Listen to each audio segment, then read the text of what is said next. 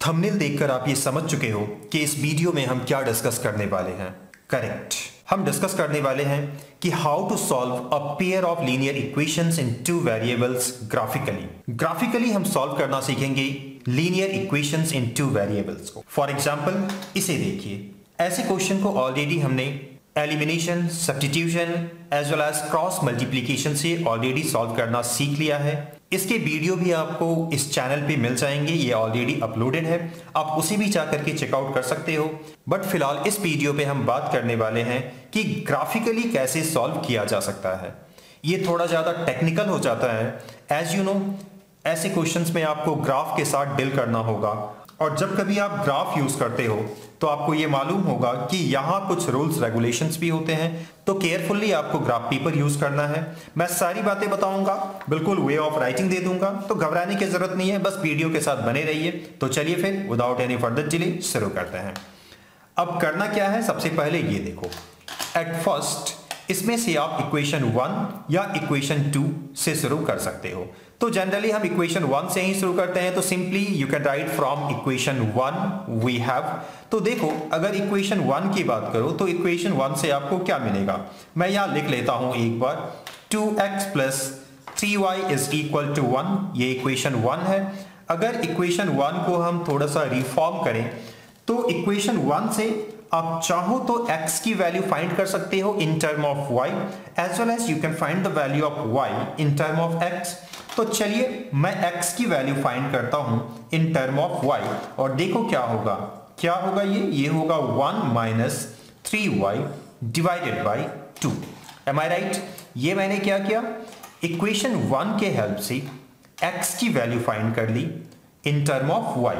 कुछ नाम आप दे सकते हो, जैसे कि मैं दे देता हूं इक्वेशन 3, राइट। इसके बाद सिंपली आपको क्या करना है, ऐसा एक टेबल बना लेना है, सिंपल सा एक टेबल बना लेना है, कुछ ऐसे पार्टीशंस कर देनी है। 4 ऊपर बॉक्सेस होंगे, 4 नीचे होंगे। ऊपर आप फर्स्ट में लिखोगे x और नीचे लिखोगे y। अब देखो, जो इस तरफ होगा, ये इस तरफ x भी हो सकता है, y भी हो सकता है, ये डिपेंड करता है आप पे, आप किसके टर्म में लाए हो। तो फिलहाल तो y है, अब आपको y की कुछ रैंडम वैल्यूज लेनी है। एज फॉर एग्जाम्पल देखो, मैं y का वैल्यू लेता हूं 0। अब जबकि मैंने y का वैल्यू 0 लिया है, तो बताओ मुझे x की वैल्यू कितनी होगी। तो सॉल्व कर लो, ये सिंप्लीफाई कर लो, तो 3 × 0 0 होगा, तो ये पूरा टर्म होना ना होना बात बराबर है, तो ultimately it will give you 1/2। तो सिंपली आप यहां लैंग्वेज भी लिख सकते हो। चलिए लैंग्वेज क्या होगा पहले सुन लो, फिर मैं दिखा भी दूंगा। तो when y = 0 then x = ½ तो चलो पूरा लैंग्वेज देख लो यहां, ठीक है। आप देख सकते हो लैंग्वेज को, और चलिए मैं यहां कैरी फॉरवर्ड करता हूं और फिर समझा दूंगा और डिटेल में। सिंपली अब x की कुछ और वैल्यू लो, सिंपली अब y की कुछ और वैल्यू लो। तो 0 मैंने लिया, अब ऐसा करते हैं 1 लेते हैं, और ये जो भी वैल्यूज आप y की लोगे, ये बहुत बड़ी वैल्यूज नहीं होनी चाहिए, क्योंकि इन सारे वैल्यूज को फिर आगे आप ग्राफ पेपर में प्लॉट करोगे। तो यू नो ग्राफ पेपर की एक रेंज होती है, अब 50, 60, 70 तक तो आप यहाँ स्पेस ही नहीं मिल पाएंगे ना आपको।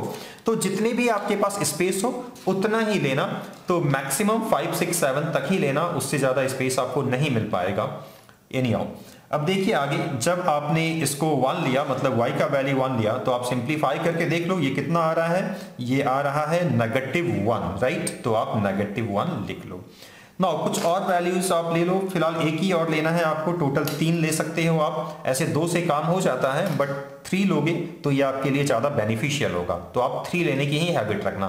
नाउ -1 करके देखो, तो -1 जब रखोगे तो ये ऐड हो जाएगा, और उसके बाद ये वैल्यू आपको देगा 2। Am I right? तो इस तरीके से ये टेबल आपके सामने बन के तैयार है। नाउ यू कैन राइट, क्या लिखोगे, अब देखो, now plot the points this, this and this on the graph paper. आप इस तरफ देख लो, ठीक है, इस तरफ मैंने पूरा डिटेल लिख दिया है। तो देखो पहला जो पॉइंट है वो ए है, और ए में क्या है, देखो x की वैल्यू ये, y की वैल्यू ये, b ये होगा और c ये होगा। तो इन सारे पॉइंट्स को आप ग्राफ पेपर में प्लॉट कर लो, ठीक है, आप इस तरफ देख सकते हो। चलिए इतना ही करना है। इसके बाद अगर आप प्लॉट कर चुके हो तो सिंपली उन सारे पॉइंट्स को आप स्केल के हेल्प से ज्वाइन कर दो, और ये तीनों जो पॉइंट्स हैं ये हमेशा कॉलिनियर ही होंगे, स्ट्रेट ही होंगे, क्योंकि आप लीनियर इक्वेशंस पढ़ रहे हो और लीनियर इक्वेशन जो होती है उसकी ग्राफ ऑलवेज स्ट्रेट ही होती है। इन केस अगर ग्राफ कर्व आ रहा है, यानी कि तीनों जो लाइन पॉइंट आपने प्लॉट किया था वो अगर स्ट्रेट नहीं आ रहा है या कॉलिनियर नहीं हो रहा है, तो इसका मतलब यहां आपने कैलकुलेशन गलत किया है। तो आप फिर से उसको चेक कर लेना, फिर आपको सही आंसर मिल जाएगा, ठीक है। अब चलिए आते हैं सेकंड इक्वेशन में। अब सेकंड इक्वेशन में भी काम आपको ऐसा ही करना है। यहां स्टेटमेंट लिख दोगे फ्रॉम इक्वेशन 2। तो इक्वेशन 2 की अगर बात करें तो इक्वेशन 2 आपके पास ये है, और इससे आपको मिल जाएगा x की वैल्यू 2 माइनस 2y। कोई प्रॉब्लम नहीं है, गिव सम नेम। चलिए इसका नाम हम दे देते हैं 4, राइट। सिमिलरली आपको ऑर्डर पेयर बना लेना है, और एज यूजुअल मैंने बताया कि यहां आप लैंग्वेज लिख सकते हो। लैंग्वेज कुछ खास नहीं है, बहुत ही सिंपल है। क्या लिखना है, चलो मैं बता देता हूं।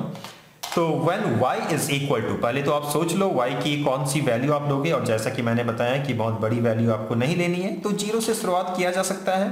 नाउ जब y की वैल्यू 0 लोगे तो ये आप ऑब्जर्व कर सकते हो x की वैल्यू कितनी होगी, तो 2 इंटू 0 0 हो जाएगा, तो अल्टीमेटली x की वैल्यू 2 होगी। तो यू कैन राइट हियर 2। अब आप चाहो तो 1 ले सकते हो और 1 पुट करके देखो, तो ये अल्टीमेटली आपको 0 देगा। आप देख लो ना, 1 पुट करोगे तो 2 इंटू 1 2 हो जाएगा, और 2 माइनस 2 इक्वल टू 0। अब क्या लेना चाहोगे, बहुत सारे वैल्यूज हैं, चलिए 2 ले लेते हैं। जब 2 लोगे तो क्या हो जाएगा, ये 4 हो जाएगा, तो 2 minus 4 is equal to minus 2। Now इन सारे पॉइंट्स को फिर से आपको ग्राफ पेपर में प्लॉट कर लेना है।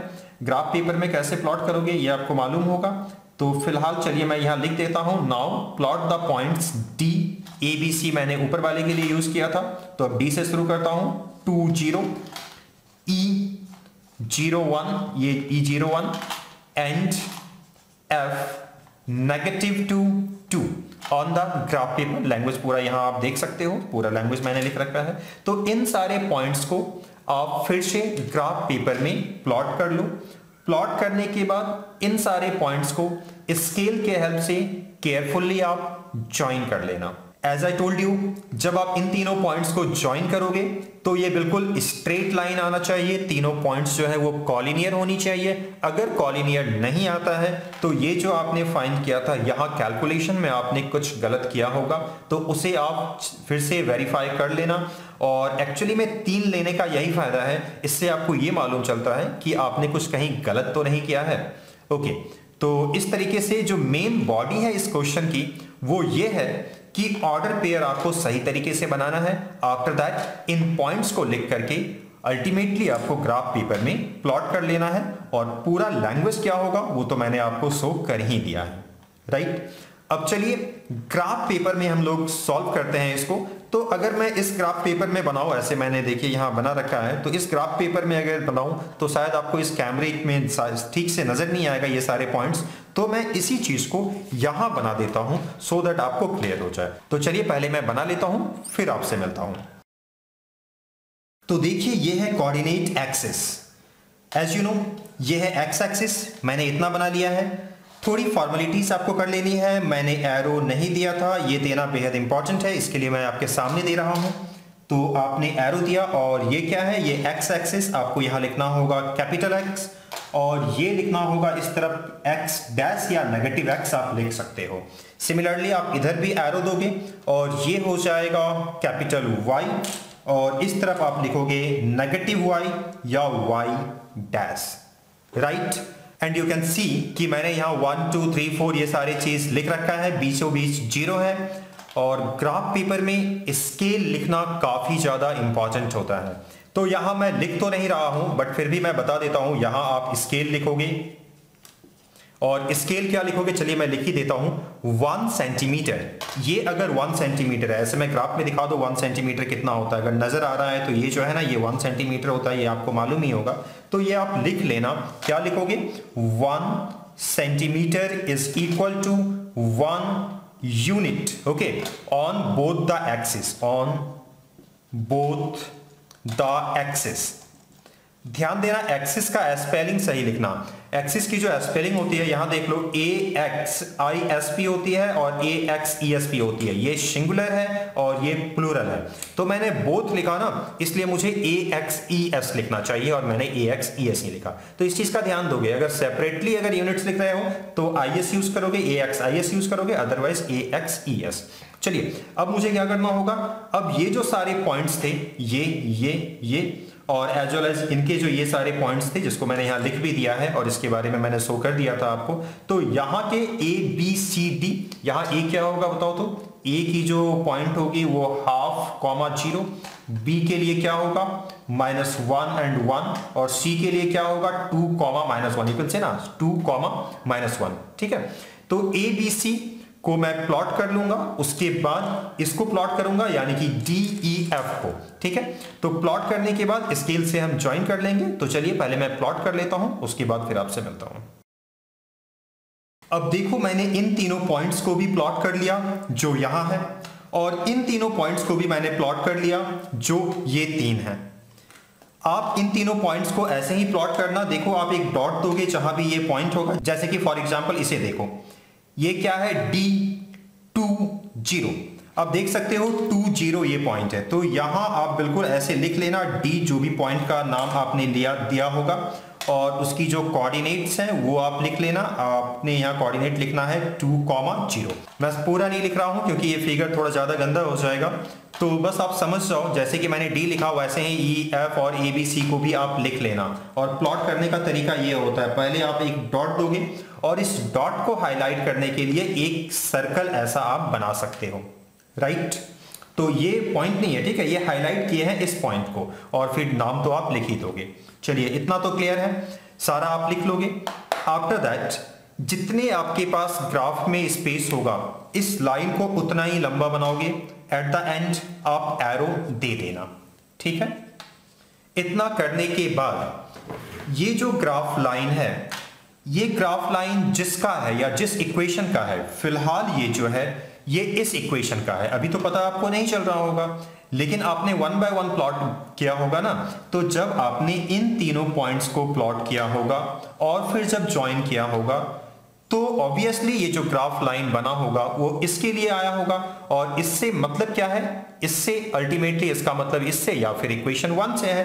तो ये जो इक्वेशन 1 है ना, इसको आप कहीं भी लिख लेना, जहां कहीं भी आपको स्पेस मिले। तो यहां आप इसको लिख सकते हो 2x + 3y = 1। ये बेहद इंपॉर्टेंट होगा।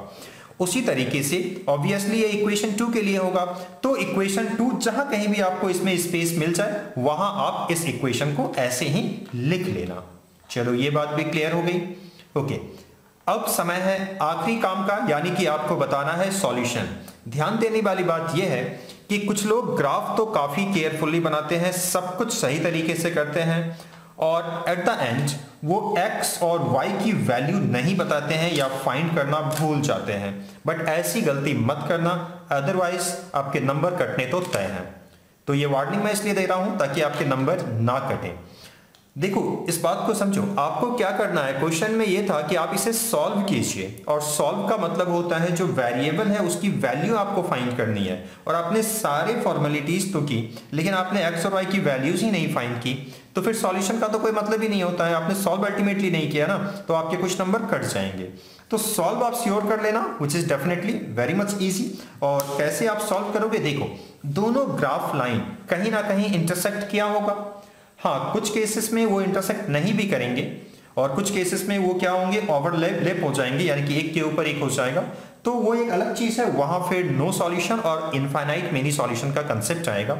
लेकिन अगर ये इंटरसेक्ट करता है तो वहां पक्का एक सॉल्यूशन मिलेगा, या फिर एक पॉइंट पे इंटरसेक्ट करेगा।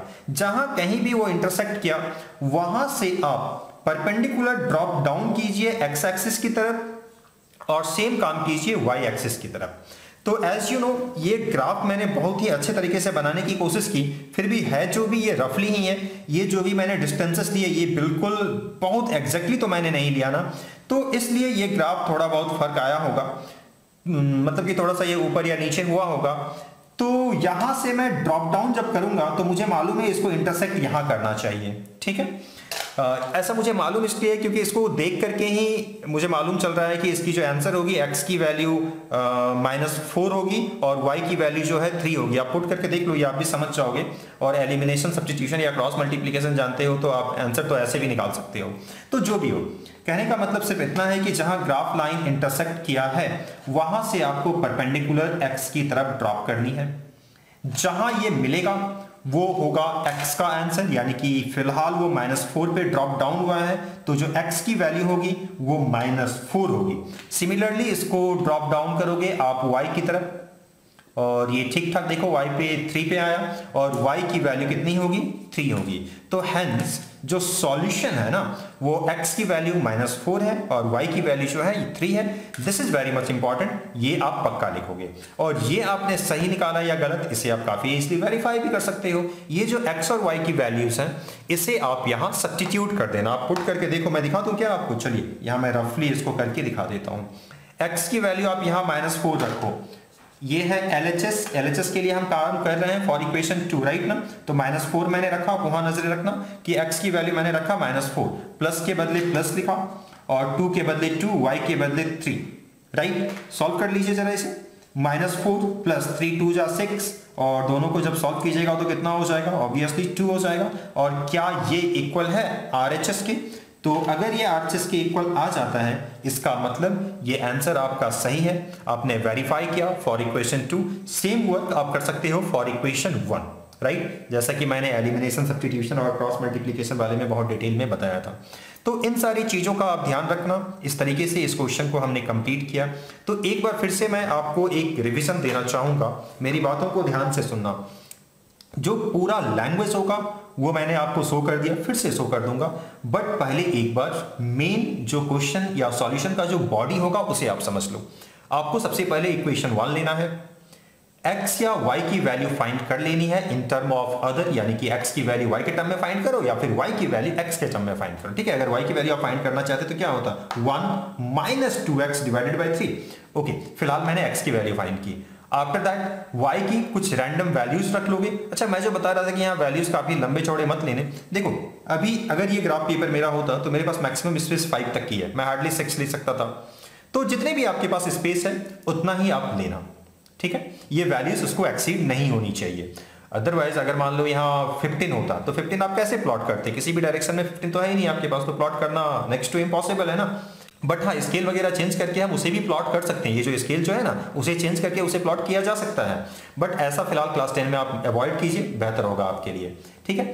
तो एनी हाउ आप रैंडम वैल्यूज y का लेना, अल्टीमेटली आपको x के वैल्यूज मिलते जाएंगे और इसके बाद इन सारे पॉइंट्स को आप कुछ ऐसे लिख लेना और फिर इसे ग्राफ पेपर में पहले प्लॉट कर लेना और फिर उसे स्केल से ज्वाइन भी कर लेना उन सारे पॉइंट्स को, ठीक है। और सारे पॉइंट्स क्या है, ये तीनों पॉइंट्स क्या है, स्ट्रेट आनी चाहिए, ठीक है, कॉलिनियर होनी चाहिए। सिमिलरली सेम काम इक्वेशन 2 के लिए करोगे, बॉक्स बना लेना है आपको, ये नाम देना है, फिर से इन सारे पॉइंट्स को आपको ग्राफ पेपर में प्लॉट कर लेना है और स्केल से फिर सारे पॉइंट्स को ज्वाइन कर देना है। ऑब्वियसली ये भी स्ट्रेट ही आनी चाहिए।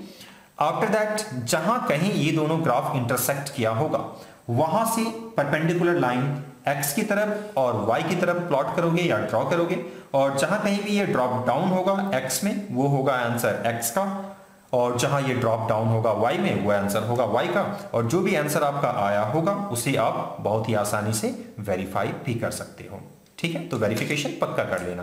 After that scale is very much important. तो चलिए स्केल के बारे में आप ध्यान दीजिएगा। स्केल देखिए मैंने क्या लिखा, अगर आपको नजर नहीं आ रहा है तो मैं बता दूं। स्केल मैंने लिखा 1 centimetre is equal to 1 unit on both the axis. Axis का स्पेलिंग का खास ध्यान रखिएगा, अगर प्लूरल है तो AXES लिखोगे, अगर सिंगुलर में आप स्टेटमेंट बना रहे हो तो AXIS लिखोगे, ठीक है। तो इस तरीके से आप ग्राफ बना सकते हो। So that's all about this video. मिलते हैं किसी और वीडियो में। Thank you.